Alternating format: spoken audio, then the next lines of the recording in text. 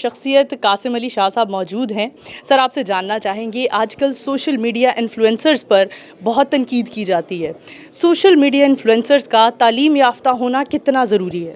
اچھا دیکھیں، سوال یہ ہے کہ جو پہلے سے تعلیم یافتہ موجود ہیں ان کا حال دیکھ لیں. شام کو جو ہم دیکھتے ہیں ٹی وی پروگرامز، اس میں سیاستدان لڑے ہوتے ہیں، کیا وہ پڑھے لکھے نہیں؟ پڑھے لکھے ہیں، اس کے باوجود لڑے. آپ ملک کی سیاست کا حال دیکھ لیں، کس طرح کی زبان جو ہے وہ ایوانوں میں استعمال ہو رہی ہے، سیاست کے میدانوں میں استعمال ہو رہی ہے، پارلیمنٹ میں استعمال ہو رہی ہے. ہمارے پڑھے لکھے بڑے بڑے پڑھے لکھے صحافی وہ زبان کس طرح کی استعمال کرتے ہیں. سو کالڈ آپ دانشوروں کو بھی لے لیجئے، خاص طرح کی خاص تنقید کرتے ہیں تو وائرل ہو جاتے ہیں. تو اس کا تعلق وہ جو ہم پڑھنا لکھنا ہے اس کو کیوں کنڈیشن کریں کچھ ڈگریوں کے ساتھ؟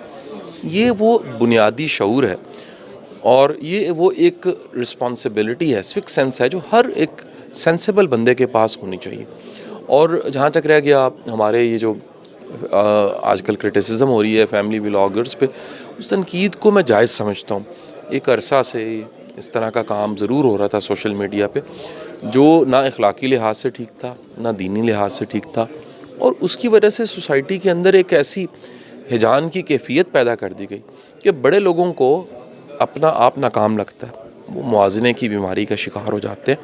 سو وہ سب کے سب لوگ جن کو سنا جاتا ہے، جن کو فالو کیا جاتا ہے، ان کو ایتھکس کو فالو کرنا چاہیے، ان کے مورلز ہونے چاہیے اور ان کے مورالٹی کے واقعات بھی لوگ کوٹ کریں. آپ کے والد ایک بڑے انسان تھے، میں تو ان کا فین تھا، میری ان سے دوستی بھی تھی، محبت بھی تھی. آخری پکچر ان کے ساتھ میری جو آخری رمضان تھا ان کا، افطاری کی ایک تصویر آج بھی میرے پاس پڑی ہوئی ہے. میں حیران ہوں، ویسا مزہ اور ویسا آرٹ کو جاننے والا آرٹسٹ میں نے نہیں دیکھا جو ایک ہی وقت میں ایک چھوٹا سا واقعہ سنوں نے. ایک دن مجھے کہنے لگے کہ یار یہ جو وہیکل ہوتی ہے گاڑی، اس کو لانگ روٹ پہ چلانا ہو اگر تو اس کو ان لاک کر کے چلانا چاہیے، اور جب شہر کے اندر چلانا ہو تو اس کو لاک کر کے چلانا چاہیے اندر سے.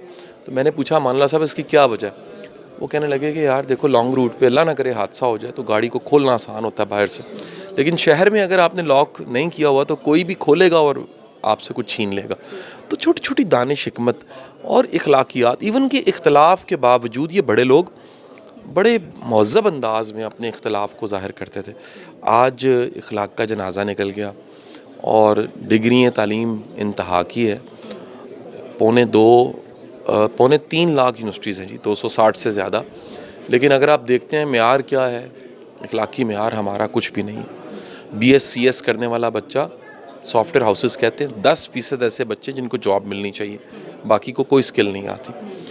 1 لاکھ انجینئر بے روزگار ہے. 4000 پی ایچ ڈی پچھلے 2 سال پہلے کا سٹارٹ اپ کا ریکارڈ ہے، بے روزگار ہے.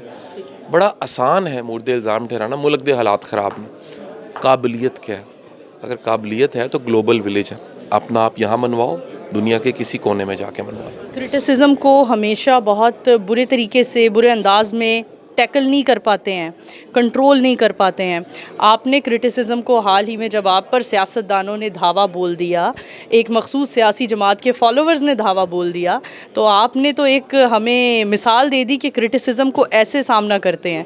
تو کرٹیسزم ہوتا ہے جن لوگوں پر، ان کو کیا کہنا چاہیے؟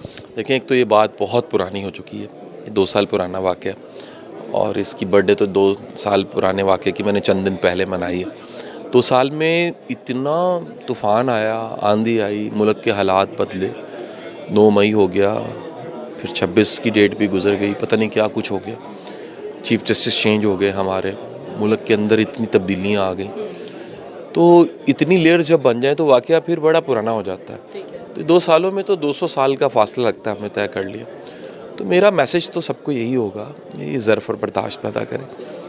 پرایوں کو گلے لگانا، دشمنوں کو گلے لگانا، برداشت کرنا، یہی دنیا کی اخلاقیات کا میسج ہے. سر آخری اور چھوٹا سا کوسچن، حال ہی میں جواد احمد صاحب کے اوپر بھی دھاوا بول دیا گیا. وہ چیخ رہے ہیں، اعلان کر رہے ہیں کہ میں نے بجلی نہیں چوری کی، اور ان پر بجلی چوری کے الزامات لگا دیے گئے ہیں، کچھ پروف بھی نہیں ہو رہا.